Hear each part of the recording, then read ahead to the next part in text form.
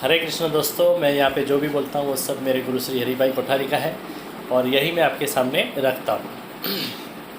परमात्मा की प्राप्ति रूप जो लाभ को पाके उससे ज़्यादा किसी लाभ को वो नहीं मानता है और परमात्मा प्राप्ति स्वरूप जो अवस्था में रहा हुआ हो योगी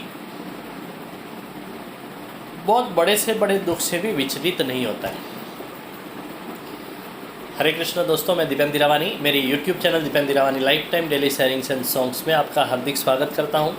और आज का शेयरिंग सेशन है 468 और आज का टॉपिक है गीता अध्याय 6 श्लोक 22। यम लब्ध्वा चापरम लाभम मन्यते नाधिकम ततः यस्मिन् स्थितो न दुखेन गुरुणापि विचाल्यते। इंद्रिय गम्य जो आनंद है उसका वर्णन करना भी मुश्किल है, तो बुद्धिग्राह्य सुख का वर्णन कहाँ से हो सकता है। उसके लिए उसे अनिर्वचनीय कहा जाता है। तैत्तरीय उपनिषद ने ब्रह्मानंद का वर्णन करते वक्त एक उदाहरण गिन के बताया, लेकिन आखिरकार उसमें से कुछ भी हाथ में नहीं आया। पति पत्नी के मिलन का आनंद को भी शब्दस्थ करना कठिन है, तो जीव शिव के मिलन का आनंद अनुभूति के बगैर कैसे समझा सकते हैं। यह आनंद प्राप्त करके मनुष्य कृत्य हो जाता है। ब्रह्मानंद प्राप्त करने के बाद मनुष्य तत्व से हिलता ही नहीं है, ब्रह्म तत्व से अलग ही नहीं हो पाता है और उससे ज़्यादा विशेष आनंद दूसरे किसी में उसको दिखता ही नहीं है। ब्रह्मानंद का स्वाद चखने वाला ये मनुष्य आंतरिक रूप से अत्यंत स्वस्थ हो जाता है।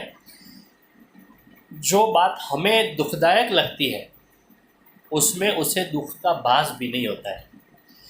संत तुकाराम के चारित्र पे लोगों ने आक्षेप किया, तो उसमें भी उनको प्रभु दर्शन हुए और वो बोल उठे कि प्रभु अच्छा हो गया, सब चले गए, सब भाग गए, मैं अकेला पड़ गया, अब हम दोनों का मिलन शक्य हो जाएगा।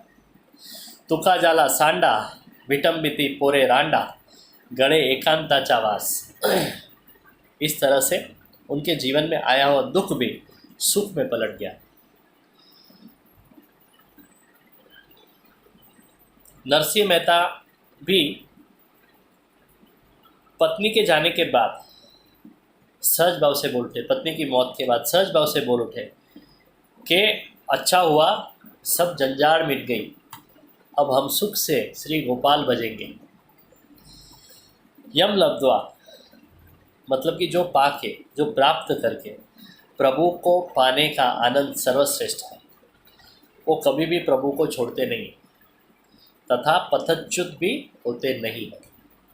ऐसे लोग कीर्ति, संपत्ति, बुद्धि इत्यादि से भी भक्ति को अधिक मानते हैं। इसके लिए वो लोग भक्ति की अवेजी में या तो भक्ति को छोड़ के कोई भी लाभ पाने को तैयार नहीं है। प्रभु के गोद में बैठने वाला ध्रुव अन्य राजगद्दी की चाहना क्यों करेगा। युधिष्ठिर, सोक्रेटिस आद्य शंकराचार्य अनेक दुखों के बीच में भी स्वस्थ रहे। यमराज ने दिए हुए अनेक प्रलोभनों को ठुकरा के नचिकेता आत्मज्ञान की प्राप्ति के लिए अड़ग रहा। विवेकानंद इसके लिए ऐसे 100 नचिकेता की मांगते थे। दोस्तों, कल का श्लोक का प्रवचन हम करके रखेंगे पारायण। तम विद्यात् दुखम संयोग योगम योग संगीतम स निश्चयेन योक्तव्यो योगो निर्विघ्न चेतसा। वसुदेवसुतं देवं कंसचाणूरमर्दनं देवकी परमानन्दं कृष्णं वन्दे जगद्गुरुं। गुरुब्रह्मा गुरुर्विष्णु गुरुर्देवो महेश्वर गुरुर्साक्षात् परब्रह्म तस्मै श्री गुरुवे नमः। ये वीडियो अगर आपको अच्छा लगा है तो ज़रूर उसे लाइक, कमेंट एंड शेयर करें और मेरी YouTube channel Deependra Dirawani life time daily sharings and songs को सब्सक्राइब करें और रोज़ ऐसा अच्छा सुनते रहें। Thank you very much. Good night. Hare Krishna.